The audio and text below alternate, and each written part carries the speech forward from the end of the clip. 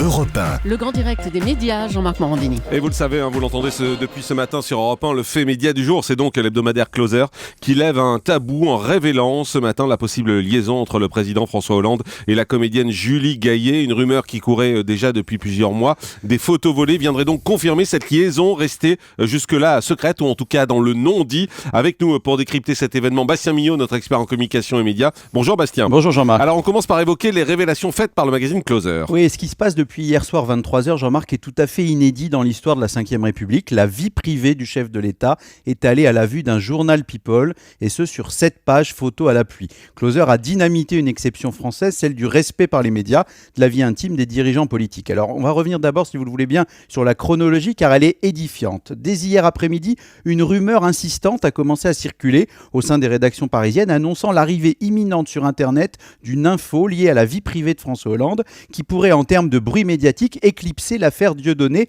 pourtant omniprésente. Alors comme de coutume, ces rumeurs ont été relayées toute la soirée sur les réseaux sociaux, en particulier Twitter et Facebook, jusqu'à la sortie sur Internet vers 23h, une fois tous les quotidiens bouclés pour éviter toute reprise, des premières images de la une de Closer, des images qui se sont répandues comme une traînée de poudre, Hollande Closer devenant l'un des sujets principaux sur Twitter.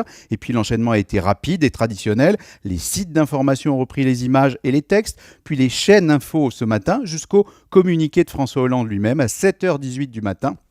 Très matinal, déplorant les atteintes au respect de sa vie privée, examinant les suites judiciaires possibles, mais ne démentant pas. Alors, que voit-on dans Closer ? Eh bien, avec ce titre, L'amour secret du président et un bandeau exclusif, Closer écrit « Il passe ses nuits avec elle à 2 pas de l'Élysée ». Elle, c'est évidemment l'actrice Julie Gaillet, le tout détaillé, je vous le disais, sur 7 pages, avec des photos volées où jamais le président n'apparaît à visage découvert. On y voit pourtant son garde du corps, qui est même censé apporter les croissants, des photos de portes d'immeubles, de scooters, un texte d'accompagnement en pur style Closer évoquant la vie intime du chef de l'État comme celle d'un personnage people. Bref, Jean-Marc, le buzz est évidemment énorme. Alors ce qui est important de préciser, c'est que la rumeur autour de cette liaison courait déjà depuis plusieurs jours. Je vous propose de réécouter en particulier ce qui s'est passé dans le Grand Journal il y a quelques jours. Julie Gaillet était l'invitée d'Antoine Decaune pour la sortie du film Les âmes de papier. Et cette rumeur a déjà été évoquée. Et vous allez voir que quand Antoine Decaune va poser une question à Julie Gaillet autour de François Hollande, il va y avoir un véritable malaise sur le plateau et même un fou rire de Stéphane Guillon qui est juste à côté d'elle. Et vous, Julie, vous avez soutenu la candidature de François Hollande au moment de l'élection présidentielle. Je voulais savoir où vous en êtes aujourd'hui. Si votre, Mais je pense qu'on arrive pas loin du 31 décembre. Allez vous inscrire, quoi. Allez vous inscrire pour voter. Pourquoi ça vous fait rire, Stéphane ? Non, moi je... non, c'est quoi ? Rien. Quoi ? Non, c'est vous qui avez commencé. Mais non, c'est pas moi qui ai commencé. D'accord, ok. Non, mais il est formidable, venez sur le tournage. Tu l'as pas tweeté, voilà, tu l'as tweeté. Il venait sur le tournage, il aime beaucoup le film. Et donc voilà, le président aime le film. Sa femme, beaucoup moins.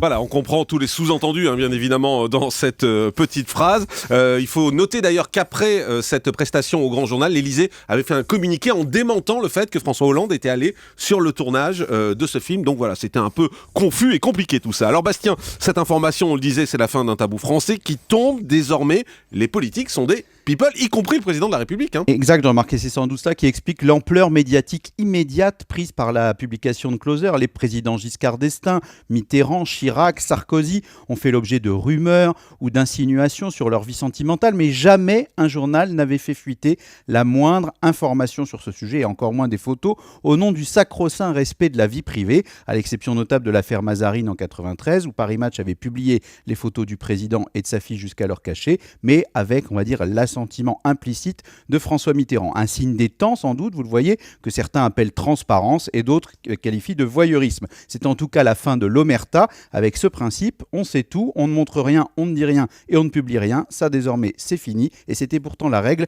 respectée par la quasi-totalité des médias français. Alors, plus globalement, Bastien, quelles sont les conséquences de cette pipolisation sur la vie politique ? Elle fait tomber toutes les barrières, Jean-Marc. Va-t-on assister demain au déballage de la vie privée de tous les responsables politiques, tout connaître de leurs secrets intimes ? Rien n'est moins sûr, car car la justice veille, et même si un scoop est énorme, la condamnation pour atteinte au respect de la vie privée dont peut bénéficier tout citoyen est possible. Il y aura donc des suites judiciaires éventuelles, mais aussi des conséquences sur la com et l'image du président de la République. D'autant plus qu'il fait sa grande conférence de presse semestrielle dans quelques jours et que ce télescopage de calendrier va évidemment grossir encore l'attention du public, mais aussi des centaines de journalistes qui seront présents, de quoi garantir un feuilleton médiatique tout au long des prochains jours. Et puis évidemment, on scrutera la réaction de Valérie Trierweiler, on regardera ce qui se passera dans les voyages officiels, dont le prochain est annoncé au Vatican, et le président risque bien de vivre sous une pression médiatique encore plus forte du fait de sa vie privée. Merci beaucoup Bastien Millot. Le grand direct des médias, Jean-Marc Morandini.